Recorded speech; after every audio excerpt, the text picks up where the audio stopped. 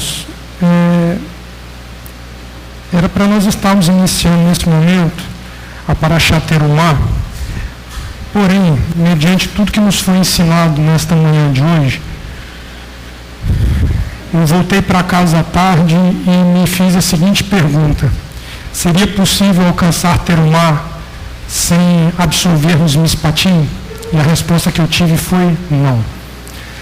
Se nós não aderirmos à proposta que o Eterno tem para nós na Parashá Mishpatim, Parashá Mishpatim é a Parashá que se encerrou agora nesse Shabat que nós estudamos. Foi a 18ª porção da Torá estudada, que significa julgamentos. E ao pôr do sol de sábado nós iniciamos uma nova semana, e com uma nova semana nós já temos uma nova porção, a 19ª porção chamada Terumá, que se chama ofertas.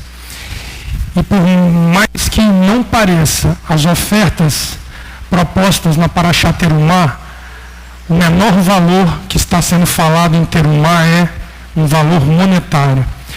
Está se falando de uma oferta muito maior do que o valor monetário que aparentemente é iniciado e proposto ali naquela Parashá. Porém, se vocês me permitirem, eu vou voltar um pouquinho, porque Mishpatim, nós precisamos entender Mishpatim. Porque julgamentos, como nos foi ensinado hoje pela manhã,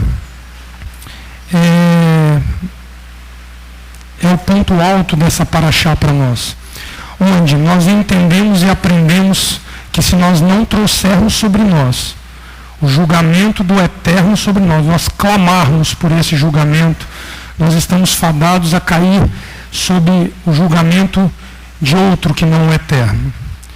Pode ser um outro homem, ou nós podemos cair, talvez, no maior problema inerente ao ser humano, que é ele criar sobre si mesmo o seu padrão de justiça e assim estabelecer a sua própria justiça contra você mesmo. E uma das coisas que a Torá condena é que o homem peque contra ele mesmo. Então, quando fazemos isso, rejeitamos o juízo de Adonai sobre nós, nós estamos automaticamente fadados a cair na mão ou de um homem ou no juízo que nós mesmos temos a respeito da nossa própria vida. E isso vocês vão ver que é nos ensinado na Torá como um ato de loucura diante de Adonai. Essa é a grande questão. E nos tornarmos loucos diante de Adonai trará sobre nós e sobre os que estão ao nosso redor uma grande destruição. Então, o grande problema é que, muitas vezes, um ato individual que nós cometemos, ele não afeta só a nós, mas como os que estão ao nosso redor. Se nós tomarmos isto como um ato coletivo de uma casa que se chama e atende pelo nome de casa de oração, tudo que está ao redor pode sofrer consequências quando esta casa não se porta da maneira a qual o Eterno nos exige. Porque nós aqui somos um corpo, somos um, mas somos formados por muitos aqui dentro. Então, primeiro precisa haver o entendimento individual de cada um de nós, para que coletivamente a casa possa se manter forte. Porque uma coisa é fato, a obra subsiste. Se as pessoas que estão inseridas dentro dela vão subsistir e se manter, é uma outra questão que a própria Parashá nos ensina a respeito disso. Então eu gostaria de voltar em Êxodo capítulo 24, para nós entendermos essa questão, porque para chegarmos a Terumá, nós faremos uma transição de Mishpatim para Terumá. Nós temos que entender que as Parashiot, que as porções de estudo da Torá, elas são interligadas, por mais que pareça não haver conexão entre elas, mas elas são perfeitamente escritas por Adonai. Cabe a nós buscarmos esse entendimento para sabermos sair de uma semana e adentrar na outra, conectados ao que foi ensinado com o que nós precisamos aprender. Amém? Nós vamos ler do verso 1 ao verso 8, porque aqui se encontra uma questão extremamente importante, que nós precisamos analisá-la para que nós não deixemos de absorver tudo que ela tem para nos dizer aqui. O verso 1 diz assim, de Êxodo capítulo 24: Depois disse Moisés: Subi ao Eterno, tu, Arão, Nadab, Abiú e 70 dos anciãos de Israel, adorai de longe. E só Moisés se chegará ao Eterno, os outros não se chegarão, e o povo não subirá com ele. Veio, pois, Moisés e relatou ao povo todas as palavras do Eterno e todos os estatutos, e o povo respondeu a uma voz: tudo que o Eterno falou, faremos. Moisés escreveu todas as palavras do Eterno, e tendo se levantado pela manhã, de madrugada, edificou um altar ao pé do monte e 12 colunas, segundo as 12 tribos de Israel. Então enviou alguns jovens dos filhos de Israel, os quais ofereceram holocaustos e sacrificaram ao Eterno sacrifícios pacíficos de novilhos. Aqui reside uma questão que nós vamos precisar parar, nós vamos voltar nela, que ela é um diferencial para esse momento que Moisés propõe ao povo de Israel. Se nós não entendermos isso, as diferenças entre os sacrifícios, nós não entenderemos o porquê a consequência atingiu a nação de Israel, descrito lá em Números capítulo 14. Nós vamos ter que entender isso. Verso 6. Tomou Moisés a metade do sangue e a pôs em bacias. A outra metade do sangue espargiu sobre o altar. Então tomou o livro da aliança e leu ao povo, e eles disseram: tudo o que o Eterno falou, faremos e obedeceremos. Na minha tradução está: faremos fielmente. Tomou, pois, Moisés aquele sangue e o aspergiu sobre o povo, dizendo: este é o sangue da aliança que o Eterno fez convosco no tocante a todas essas palavras. O verso 3 da Parashá, ele é muito importante. Por quê? Porque, primeiramente, ocorre uma adesão verbal do povo ao primeiro propósito dado por Moisés. O verso 3 diz que veio, pois, Moisés e relatou ao povo todas as palavras do Eterno e todos os estatutos. E o povo respondeu a uma voz: tudo o que o Eterno falou, faremos. Ou seja, não havia ignorância por parte do povo quanto àquilo que estava sendo proposto pelo Eterno através de Moisés. Essa é a primeira questão para tornar o povo indesculpável das atitudes que viria a tomar, mesmo aderindo aqui nesse momento. Então, aqui já existe uma questão bem estabelecida, que havia clareza no propósito de Adonai. E clareza no propósito de Adonai significa que ele vai cumprir à risca o que ele propôs no contrato comigo e com você, assim como ele fez com a nação de Israel aqui nesse momento. Isso é uma questão chave para nós entendermos. Segundo ponto, como eu disse, houve uma adesão verbal. Da adesão verbal, precisaria haver uma adesão ritual dentro do processo, para que houvesse um marco para a nação de Israel, para que não fosse, entre aspas, mais uma palavra dita pelo Eterno a eles. O Eterno estabelece um memorial físico aos olhos deles, para que, assim como a mezuzá é um memorial para nós, quando nós olhamos e lembramos Shema Israel, Adonai Eloheinu, Adonai Echad, isso é um memorial que Adonai estabelece com o povo aqui. E o verso 4 diz assim: Moisés escreveu todas as palavras do Eterno. Ou seja, ele repete, ele confirma. Tendo se levantado pela manhã de madrugada, edificou um altar ao pé do monte de 12 colunas, segundo as 12 tribos de Israel. Esse é um ponto interessante, porque quando ele faz, e hoje os 12 estandartes estão aqui para nos ser um memorial também, quando ele faz, como está aqui na casa, 12 colunas simbolizando as 12 tribos de Israel, é porque o pacto proposto por Adonai era nacional. Era um pacto que envolvia do menor ao maior, hebreu e estrangeiro que estava ali no povo. Ninguém estava escuso de participar deste contrato. Não havia restrição para você adentrar ao contrato. Bastava você aceitar as cláusulas propostas por Adonai no contrato. Exatamente. Bom, se nós entendermos como uma adoção nacional a um propósito que Adonai está fazendo ali, nós temos que entender que, da mesma maneira que a nação de Israel, naquele momento ali, estava sendo proposta a aderir a algo que Adonai propunha, nós enfrentamos a mesma proposta dele no intuito de indivíduo e no intuito de casa. Nas duas condições, individual e coletiva, nós temos que nos portar ou povo não aceitar o contrato proposto por Adonai. Porém, aqui nós vimos que no verso 5, qual que eu li? O 4, né? Então nós vamos lá. Exatamente, ele construiu o altar. E quando ocorre essa construção, ele ali direciona muito bem o que deveria ser feito com aquele altar. Vamos dar uma olhada. Verso 5. Então enviou alguns jovens dos filhos de Israel, os quais ofereceram holocaustos e sacrificaram ao Eterno sacrifícios pacíficos de novilhos. É construído um altar com um propósito específico para um determinado sacrifício. Então nós precisamos entender qual é esse sacrifício, para entendermos qual era o propósito que Adonai fazia a eles ali naquele momento. Como era uma adoção nacional, nós temos que entender que era um propósito amplo. Ele não era restrito, ele era amplo. E amplo no sentido de tornar Israel uma nação selada a Adonai. Esse era um dos propósitos ali desse pacto.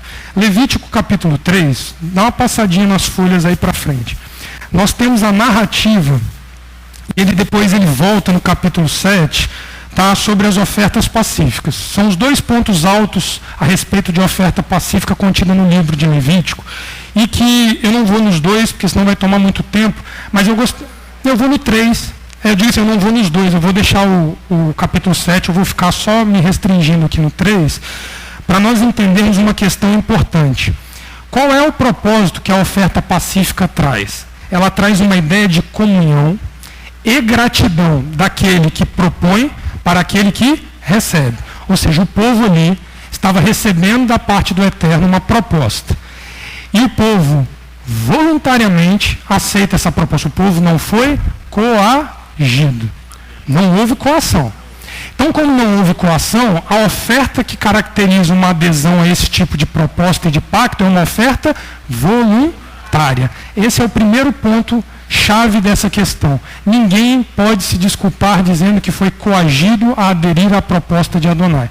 Talvez, se você analisar a consequência de não aderir, você pode tomar isso como uma coação benéfica para você se encorajar a fazer, mas não no intuito negativo de que você não teve opção e você foi coagido. Não foi isso que o Eterno fez ali. Quando nós vemos essa oferta, ela tem uma característica interessante, que eu marquei alguns versículos aqui. Eu gostaria de ler o verso 2, o verso 5, o verso 11 e o verso 16 com vocês. O verso 2 diz assim: porá a mão sobre a cabeça da sua oferta e a degolará diante da entrada da tenda da congregação. Então os filhos de Arão, os sacerdotes, espargirão o sangue em volta do... Então precisa ter altar para oferecer essa oferta. Moisés prepara um altar para as 12 tribos, para que quando houvesse a oferta, perguntassem aonde nós entregaremos essa oferta. O altar estava pronto. Verso 5, os filhos de Arão queimarão isso sobre em cima do holocausto, que está sobre a lenha no fogo, é a oferta queimada de cheiro suave ao Eterno. Verso 11, o sacerdote queimará tudo isso sobre o altar, é o alimento da oferta queimada ao Eterno. Verso 16, o sacerdote queimará isso sobre o altar, é o alimento da oferta queimada de cheiro suave, toda gordura será do Eterno. Ele repete isso de maneira taxativa, porque dentro da oferta pacífica existiam vários animais que eram liberados para se oferecer como oferta pacífica. E em todos os animais oferecidos, a obrigação era que ele chegasse ao altar. Então, uma oferta voluntária de comunhão e gratidão da parte do homem que recebia para com o Eterno de quem oferecia. E o interessante é que esse sacrifício na Torá, ele tem um caráter único entre as outras ofertas feitas, descritas no livro de Levítico, que é a permissão para que parte da carne fosse comida pelo ofertante, para trazer uma oferta simbolizando a comunhão entre o homem e o Eterno. Então, neste momento, quando você é chamado a fazer um pacto com o Eterno, do qual ele exige de nós um sacrifício voluntário, uma oferta pacífica, você obrigatoriamente sela esse pacto sentando-se à mesa com o Eterno. E isso é único. É comunhão com Adonai. O que Adonai propunha para Israel ali naquele momento é que Israel se sentasse à mesa com Adonai para comer o pão dado por Adonai, maná e matzá. A própria Torá. Vocês lembram que da última vez que a gente conversou, eu li uma tradução diferente de Mateus, onde Yeshua dizia: aquele que não mastigar a minha carne e beber o meu sangue não é digno de mim. Em João, mas eu li uma outra tradução que está para mostrar a rigidez que Yeshua conota naquele momento, para dar a entender que se nós não tivermos o alimento oriundo de Adonai na mesa de Adonai, nós estamos comendo pão em outra parte que não na mesa dele. Compartilha com os irmãos, Leomar, por favor, me ajude. É porque, Leonardo, o alimento ao qual você oferta a Adonai, ele tem que ser bom para Adonai e bom para você. Amém. Por isso, e bom para você estar ao seu lado. Isso. Por isso que o Eterno vem e compartilha com você o mesmo tempo. Amém. O pão não pode ser só para um, tem que ser para todos. Amém. Todos. Então isso é uma característica que eu achei muito interessante, porque num momento chave, após o Eterno ensinar a nação de Israel a não julgar o semelhante, mas trazer o juízo sobre você mesmo, ele te propõe sentar à mesa com ele e compartilhar do pão. Mostrando a inversão de valores que a humanidade tem quando ela quer julgar e não ser julgada. Essa é a questão.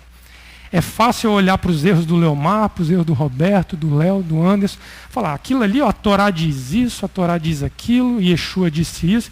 Agora, quando eu boto um espelhinho na minha frente e me vejo, o espelho adora embaçar, né? A gente nunca vê a imagem que está no espelho, porque normalmente ela não agrada. Só que nós temos a inclinação dada pelos céus de reconhecermos isso, é algo que só vivendo uma vida de sacrifícios diante de Adonai dia após dia, cumprindo o mandamento, clamando por misericórdia, nós um dia vamos alcançar em plenitude.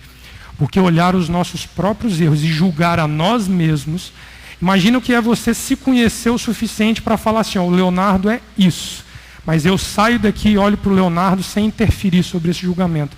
Talvez isso seja uma das coisas mais complicadas que o ser humano tem para fazer. Porém, é o passo o qual nós precisamos dar para atingir o princípio proposto lá em Terumá, que é um tabernáculo. E nós vamos entender esse tabernáculo um pouquinho mais à frente. Fica à vontade, Beto. A questão toda é que quando nós ouvimos falar de julgamento, muitas vezes nós não queremos. Negativo, né? Negativo. Coisa ruim, né? As pessoas acham que o julgamento é algo que vai vir contra a sua pessoa. Na verdade, não é isso. O que é o julgamento? O julgamento é você prolatar um juízo de valor. Então, o juiz, aquele que está julgando, ou ele pode condenar, ou ele pode absolver, ou ele pode ditar um direito, dizer uma norma. Entendeu? Aqui, nesse caso, nessa paraxá aqui, a confirmação da aliança é um julgamento. Por quê? Elohim aqui está ditando uma norma. Ele vai entregar as tábuas aqui. Entendeu? Então, ele está ditando uma norma, um direito estabelecido. Então, quando nós nos colocamos em intimidade com Elohim, nós aceitamos esse julgamento, porque nós cremos que o julgamento vem para nos beneficiar, e não para nos por isso que nós não podemos permitir que outro julgue a não ser o próprio Elohim. E para isso nós temos que clamar. Davi disse isso. Eu vou chegar Prefiro ser julgado por Elohim. É isso aí mesmo. Porque o que nós precisamos entender é que o divisor de águas aqui é escolher quem será o juiz sobre a nossa própria vida. E aí nós temos que entender que a consequência ela é diretamente proporcional à escolha que nós iremos fazer. E muitas vezes ela não tem volta. Essa que é a questão. Adonai é benevolente, ele é paciente, mais do que o próprio homem é conosco e que nós mesmos somos com nós mesmos. E aí nós vamos entender dentro do contexto dessa paraxá, indo ao rei Davi, nós vamos entender de uma maneira graciosa, que isso que o Roberto falou, que essa impressão negativa de trazer juízo sobre nós precisa sair da nossa mente e do nosso coração. Nós precisamos ter prazer nas leis de Adonai. Por favor, pastor. Na vara, na correção. Na disciplina. Tem prazer na disciplina. E nessa questão da oferta, eu estava lendo um comentário que eu achei muito interessante. Os comentaristas dizem que 3 são as possibilidades para você oferecer uma oferta pacífica. São 3. A primeira delas é um ato de gratidão a respeito de algo que você recebeu, um livramento, uma cura, um bem que você pôde adquirir. Então você tinha o direito de ir à presença de Adonai e oferecer uma oferta de gratidão, pacífica, de gratidão. O segundo era uma oferta voluntária. Mesmo você não tendo nada em especial, você tem o direito de oferecer uma oferta pacífica diante de Adonai. Só que nesse caso aqui, é o terceiro ponto que me chamou a atenção, que se nós entendermos o que eles estão fazendo aqui, é o ponto-chave dessa questão toda. Por que da oferta pacífica?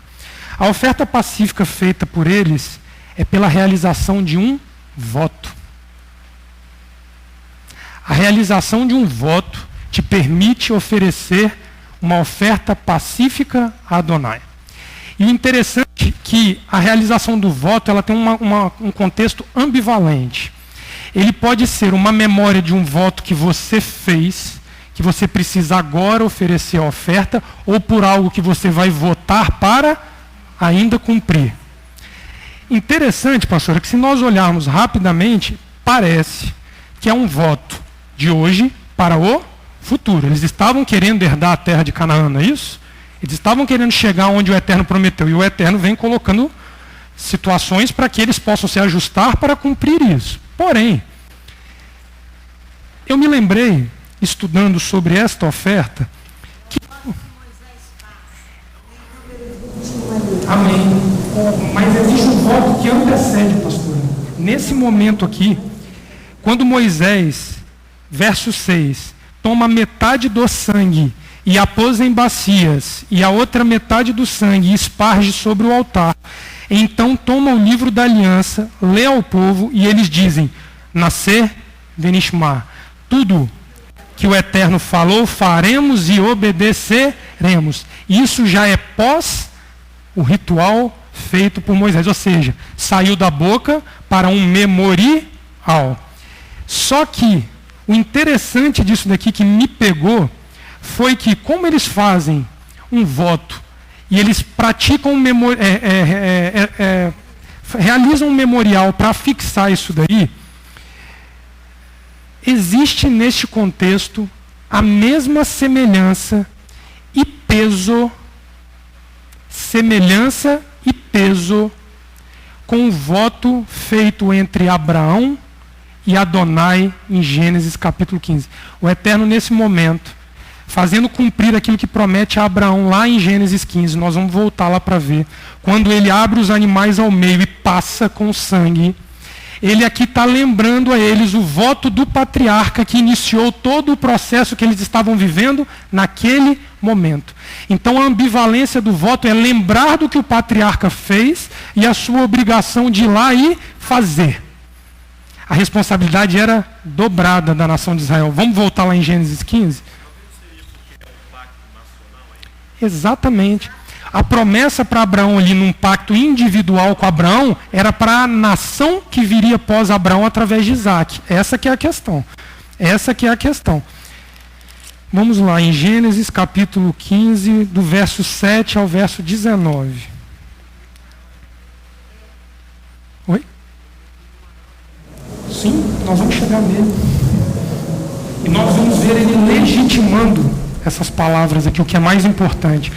Ele legitima, é isso mesmo? Legitima, né? Isso que está sendo visto aqui agora. E nós vamos chegar lá. Gênesis 15, do verso 7 ao verso 19. Disse-lhe mais, eu sou o Eterno, que te tirei de Ur dos Caldeus para dar-te por herança esta terra, ou seja, a terra que eles estavam para alcançar. Perguntou-lhe Abrão, ó Eterno Elohim, como saberei que hei de herdá-la? Respondeu-lhe, toma uma novilha de 3 anos, uma cabra de 3 anos, um carneiro de 3 anos, uma rola e um pombinho. Abrão trouxe-lhes todos esses animais, partiu-os pelo meio e pôs cada parte deles em frente à outra, as aves, porém, não partiu. Então as aves de rapina desciam sobre os cadáveres, porém Abrão as enxotava. Ao pôr do sol, ao arvite, ao sacrifício da tarde, caiu um profundo sono sobre Abrão, e lhe sobrevieram grande pavor e densas trevas. Então disse o Eterno a Abrão: sabe com certeza que peregrina será a tua descendência em terra alheia, e será reduzida à escravidão, e será afligida por 400 anos. Eu, porém, julgarei a nação a qual ela tem de servir, e depois sairá com muitos bens. Isso aqui nós já estudamos, aconteceu à risca, né? Tu, porém, irás para os teus pais em paz, e em boa velhice serás sepultado. Na 4ª geração voltarão para cá, pois a medida da iniquidade dos amorreus ainda não está cheia.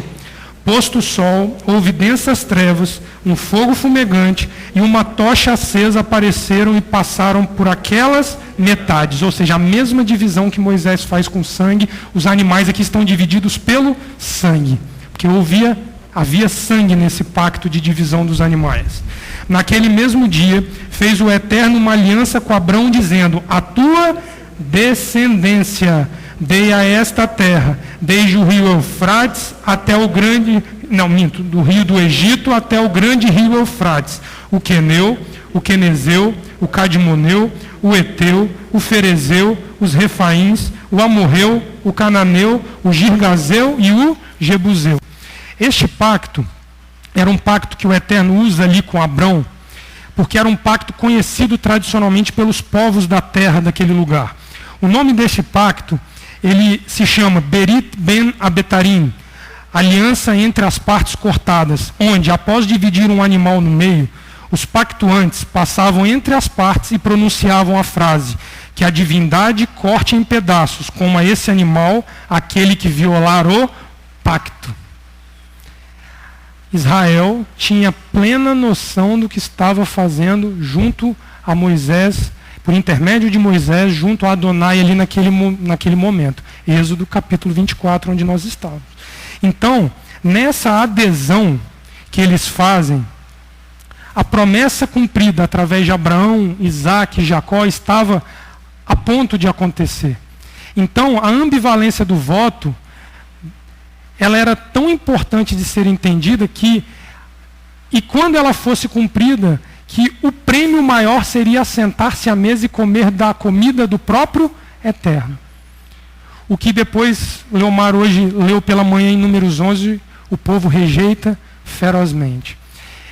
E os estudiosos dizem que quando Israel é julgado e todo aquele povo que fez essa mesma promessa morre no deserto, o Eterno suporta 10 grandes afrontas feitas a Adonai no deserto pela murmuração, o que levou a eles quererem violar o pacto ao qual eles tinham feito nesse momento, de fazer, faremos e obedeceremos. Hoje, quando eu cheguei aqui, eu virei para Leomar e falei: Leomar, isso é gravíssimo. Por que isso é grave?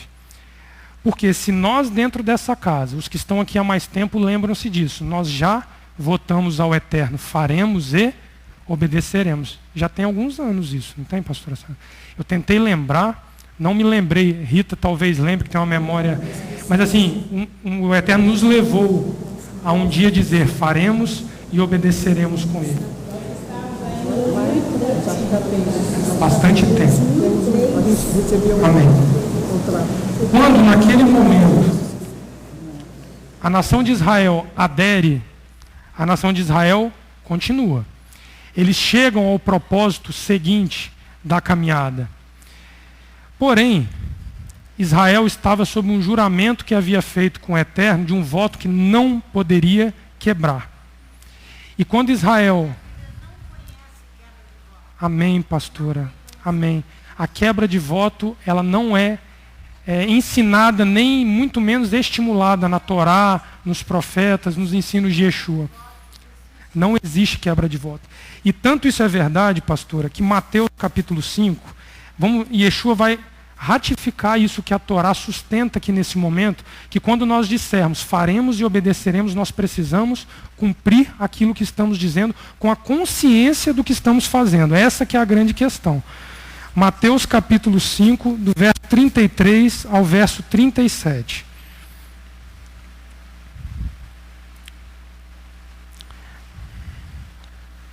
Mateus 5, verso 33. Ouvistes também o que foi dito aos antigos: não jurarás em falso, mas cumprirás teus juramentos ao Eterno.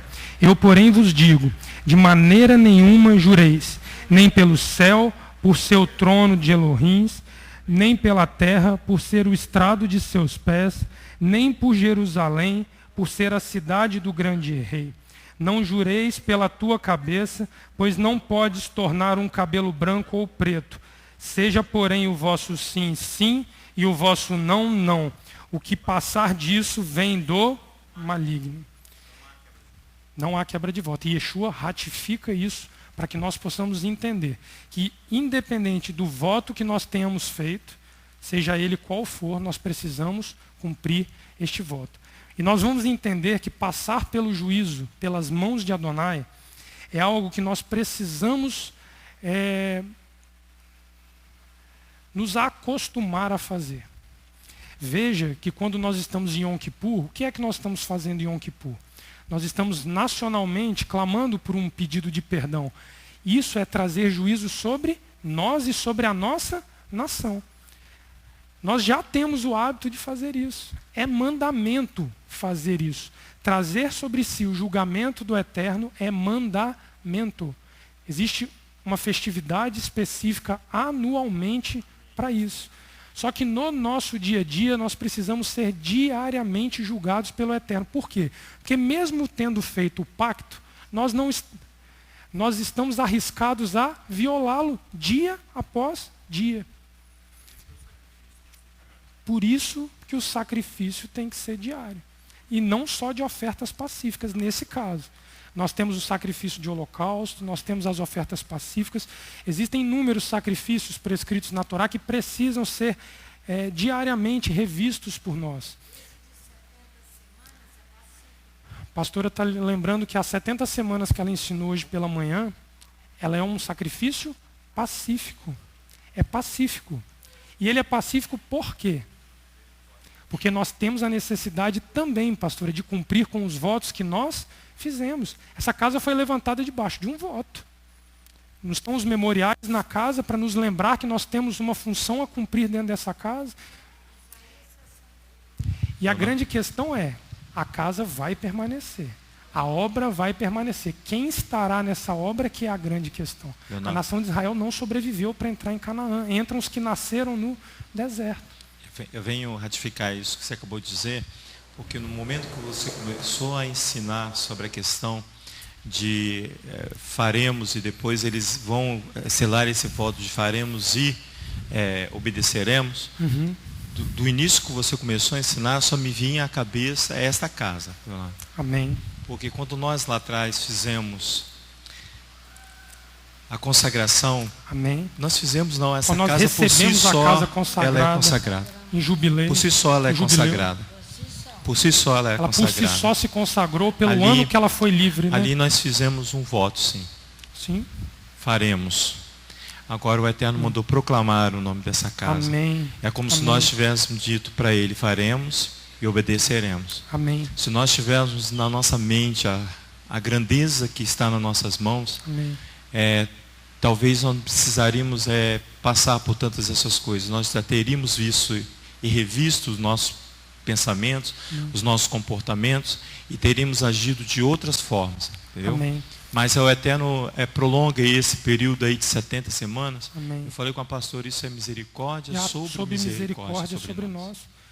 Porque talvez uma semana até a proclamação não seja tempo suficiente, pastora, para nós entendermos a plenitude do que o Eterno quer nos ensinar. E talvez em 70 semanas nós conheçamos um pouco mais disso. Exatamente daqui a 7 dias, neste mesmo lugar que nós estamos, nós estaremos proclamando algo que não é mérito nenhum nosso, que é a consagração desta casa. Não tem mérito nenhum de ninguém aqui dentro em consagrar essa casa. Ela se consagrou por si só, como mandamento cumprido aos nossos olhos, instituído na Torá. Ela se consagra em jubileu. Então, a nossa função é proclamar o nome daquele que a consagrou. E é por isso que ontem, sexta-feira, talvez tenha sido o princípio de algo maravilhoso que nós temos nas nossas mãos e uma oportunidade gigantesca de ampliarmos a proclamação do nome de Adonai. Quando ali na Rua 7 ontem, nós atendemos ao clamor de Adonai. Porque, irmãos, nós estamos há 37 semanas anunciando Shabat na Torre Alta, Castelo Forte, conforme o Eterno nos mandou. Dali o Eterno levanta para que nós fôssemos ao Egito sacrificar. Dali ele levanta irmãos para orar na Rua 7, na Praça Costa Pereira, que tem todo aquele contexto que hoje de manhã nós aprendemos. E agora ele nos manda ir lá e louvar ao Eterno, para que todos ouçam. E isso tem um propósito específico para estar sendo feito. Não é mais um evento de igreja sendo feito na Rua 7. Não é. Não é a confusão da Babel estabelecida na Costa Pereira que nós estamos fazendo lá. O que está sendo feito lá é uma ordem de Adonai para que o nome dele seja proclamado. Pacífico de agradecimento, toda. Em proclamação. Em proclamação. O nome de Adonai. Aí eu me lembrei hoje, Leonardo, quando eu fui para casa, que a oblação nós fizemos nesta cidade com água. Amém. A oblação, derramamento de água. Amém, sobre o centro da cidade. Nós sobrevoamos a cidade de Vitória. Amém. E a Torá dentro do helicóptero. Está lembrando? Amém, amém. Com um dos levitas. E derramando água sobre a cidade. Uma oblação. Amém. É um sacrifício pacífico. Amém. A oblação. Nadaba. Nedaba. Porque o nosso ato de ali estarmos proclamando o nome de Adonai, no início de uma festa a qual estimula o homem trazer sobre ele os seus próprios desejos, os seus próprios juízos. Nós estamos vivendo os dias de carnaval, a festa da carne. Nós temos a oportunidade de dizer a eles que é melhor estabelecer sobre si o juízo do Eterno do que fazer o que eles estão fazendo com eles ali. E talvez, eu creio, pastora, que não pare por uma semana. Isso tem que ser semanal. E que quanto mais estiverem lá e aderirem lá, mais vozes serão ouvidas. Aqui, eles não vão parar não. É toda sexta-feira, 5 horas da tarde. Sim. Porque senão a gente vai ter que contratar músicos. Amém, e trazer músicos. Amém. E pagar músicos Amém, para pastora. tocar. Será possível que vai precisar disso? Amém. Porque vai ter que cantar com alegria. Amém. Senão vamos ter que contratar. Amém. Amém. Porque a voz não pode se calar. Não é isso, pode pastor? se A voz calar. não pode se calar. É sacrifício pacífico de agradecimento. E que traz à nossa memória os votos que fizemos. Essa é a Amém. gravidade do momento que nós vivemos. Amém. É agradecimento. São 70 semanas de louvor toda sexta-feira antes de Shabat. Amém. E a congregação que venha para ajudar. Amém. Ontem devíamos ter o que, Jana? Umas 20 pessoas? Entre crianças, adultos, talvez 20 pessoas. Que tenhamos 30, que tenhamos 40. Amém. Que vamos para pontos diferentes da Rua 7 para que toda a rua ouça. Eu não sei a estratégia que o Eterno vai nos dar. Fato é que enquanto uns cantavam, outros estavam lá em cima tocando chofar, outros estavam orando. Ou seja, ele acelerou o processo de anúncio da voz dele, de proclamação da voz dele, porque o tempo está acabando. 70 semanas, passam rápido demais. 70 semanas. Eu estava até brincando com a Larissa hoje, ela vai ganhar o neném vai estar grande e ela vai estar lá tocando. E vai estar lá junto.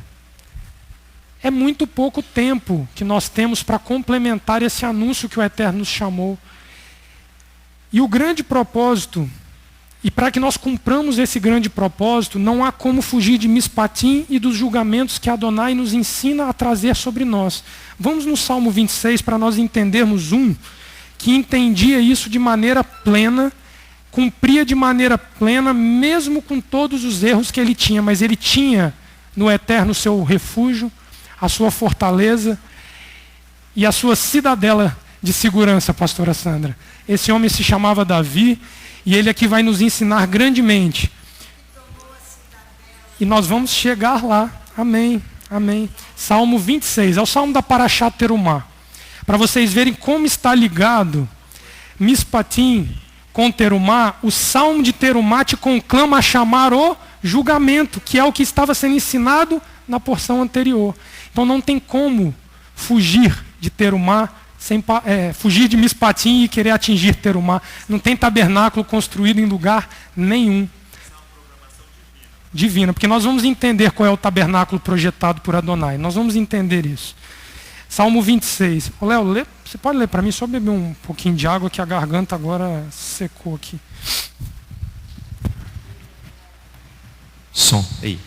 Salmo 26. Julga-me, ó Eterno, pois tenho andado na minha integridade. Tenho confiado também no Eterno, sem vacilar. Examina-me, ó Eterno, e prova-me.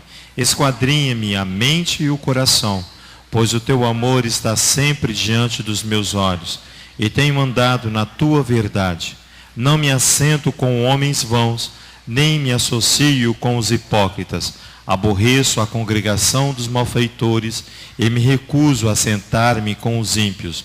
Lavo as minhas mãos na inocência, e assim ando, ó Eterno, ao redor do teu altar, proclamando em voz alta o teu louvor e falando de todas as tuas maravilhas.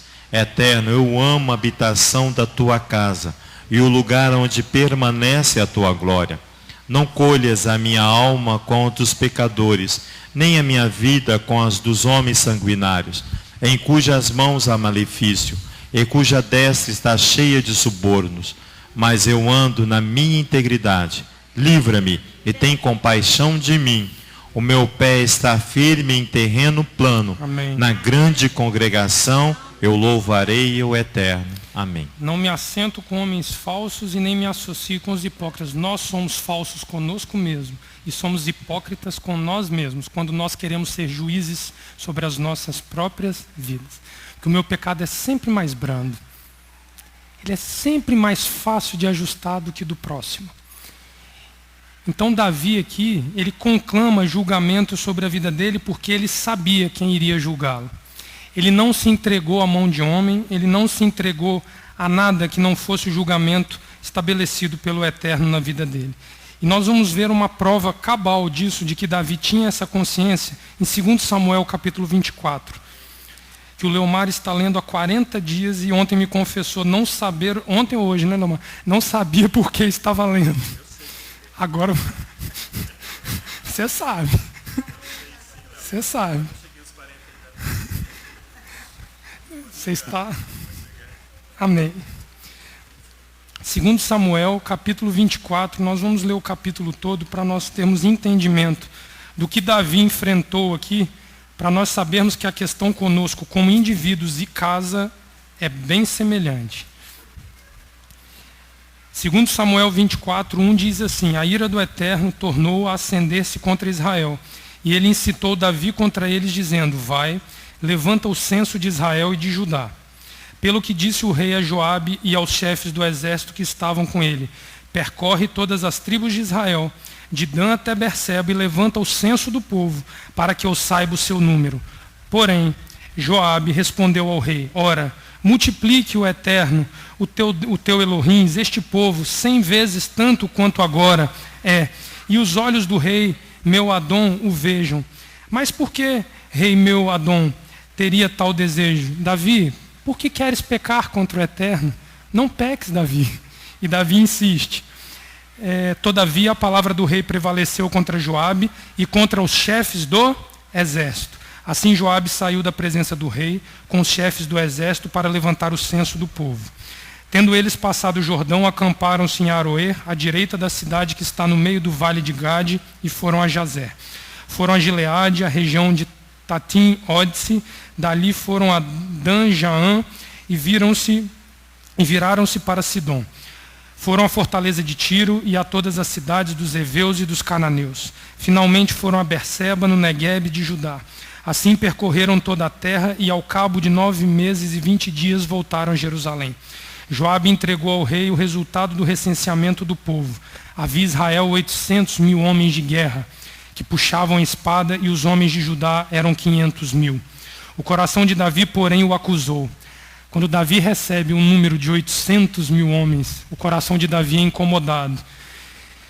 E ele mesmo entende que depois de haver ele feito o censo do povo, e ele diz ao Eterno: muito pequei no que fiz. Agora, porém, ó Eterno, peço-te que me perdoes a iniquidade do teu servo. Procedi muito loucamente.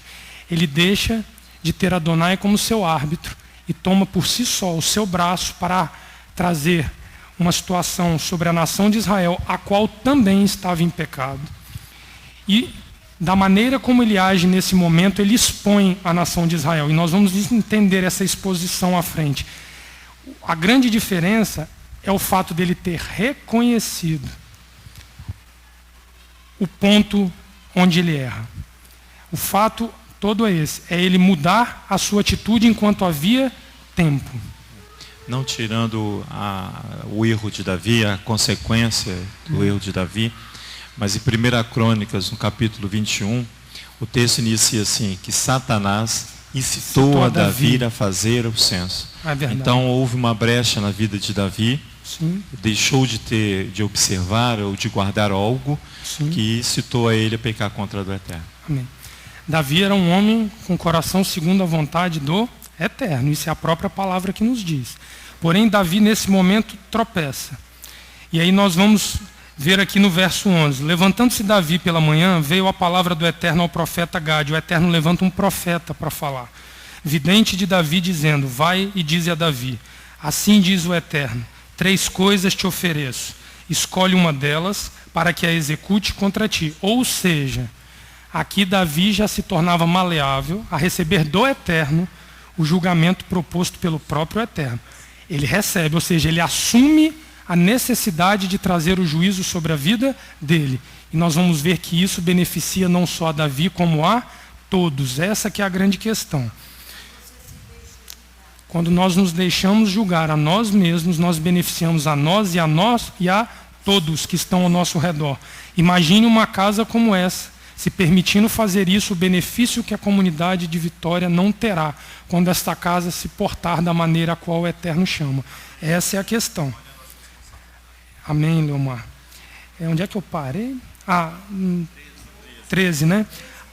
13. Assim veio Gade a Davi e lhe disse, queres que 7 anos de fome te venham à tua terra, ou que por 3 meses fujas diante de teus inimigos e eles te persigam, ou que por 3 dias haja peste na sua terra? Delibera agora e vê que a resposta hei de dar ao que me enviou. Verso 14. Disse Davi a Gade, estou em grande... Não há zona de conforto quando nós trazemos sobre nós os julgamentos de Adonai para nós. Há angústia. Amém. Porque nós temos que entender que a consequência ela é nacional. Ela é coletiva. Então a angústia vem porque nós sabemos que não só nós pagaremos, mas outros pagarão. Já que eu parei? Peraí. 14. Estou em grande angústia, mas caiamos nas mãos do Eterno, porque muitas são as suas misericórdias, mas nas mãos dos homens não caia eu. Davi sabia que pior era cair na mão dos homens do que na mão do Eterno.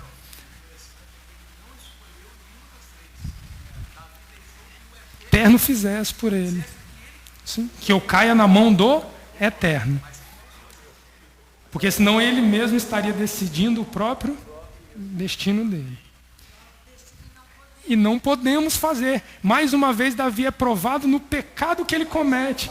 Ele comete o pecado de julgar sozinho, o Eterno depois oferece ele de novo. Você aprendeu, meu filho, que eu tenho que julgar por você? É isso que o Eterno está fazendo com Davi. O que eu estou falando aqui é que o Eterno diz para ele, olha, você escolhe essas 3. Sim. Dessas 3, você tem que escolher uma. Sim. Deu a chance dele, não, obrigou ele a escolher. Sim. Ele não escolheu, ele falou, caia nas mãos do Eterno, faça o que o Eterno convier. E a decisão é igual, é tomada por Adonai. Verso 15. Então enviou o Eterno a peste a Israel, desde pela manhã até o tempo determinado. E de Dan até Berseba morreram 70 mil homens do povo. Ou seja, a consequência veio.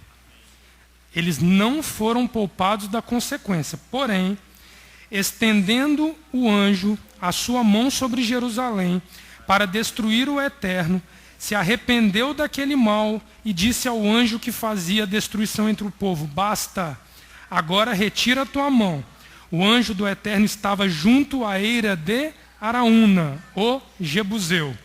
Vamos à frente. Vendo Davi ao anjo que feria ao povo, disse ao Eterno: eu é que pequei e procedi iniquamente. Bastou Davi entrar na brecha pelo pecado do povo.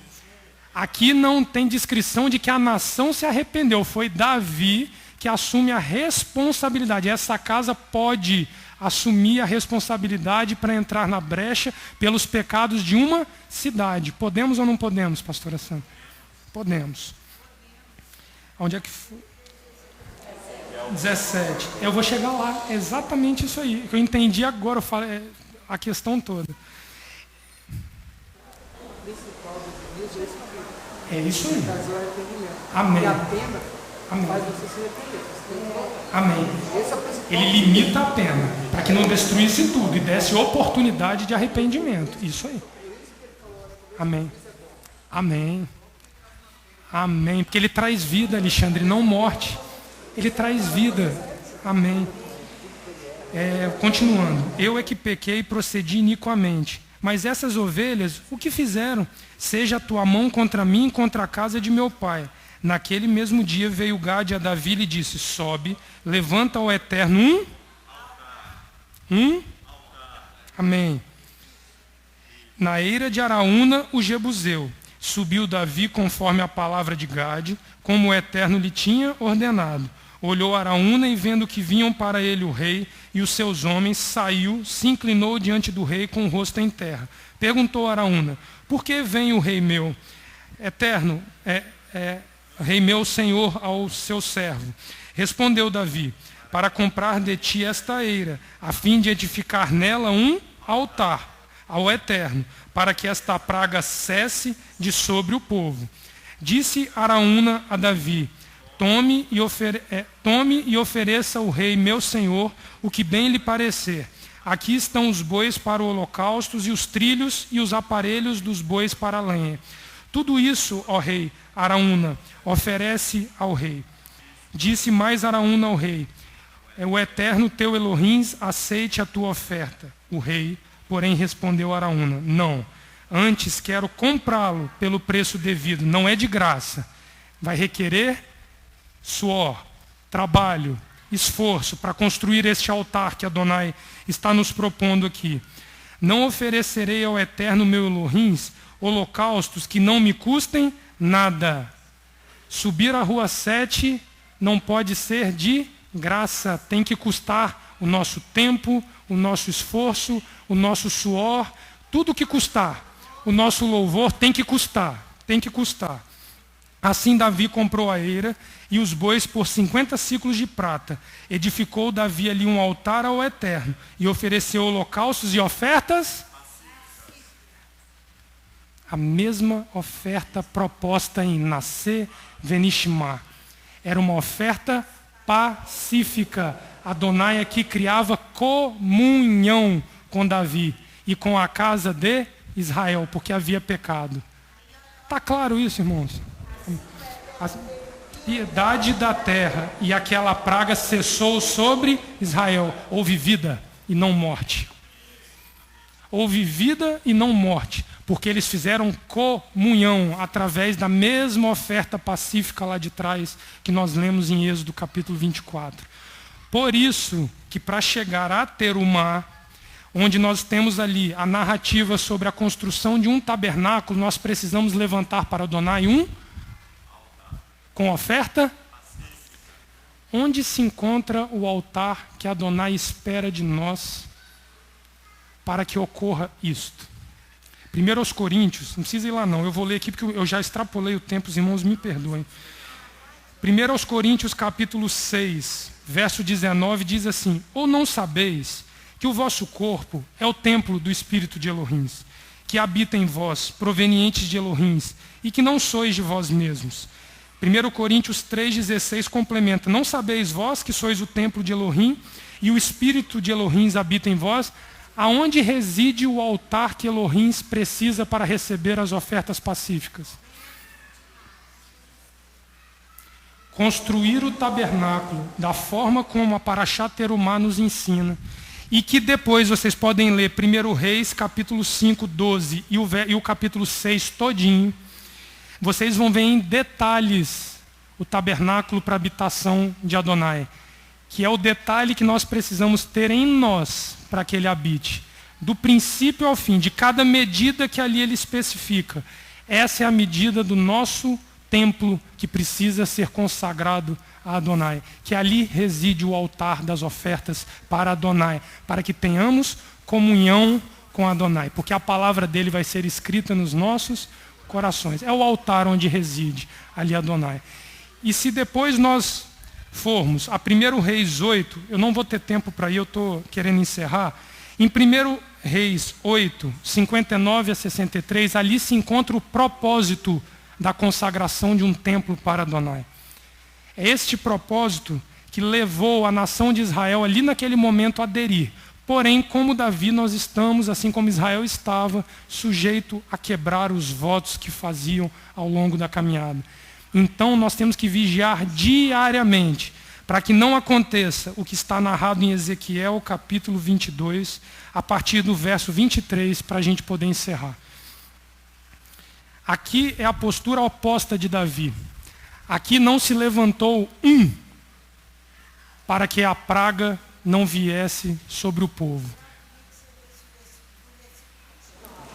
Eu ia do 23 em diante, pastora, para contextualizar, entendeu?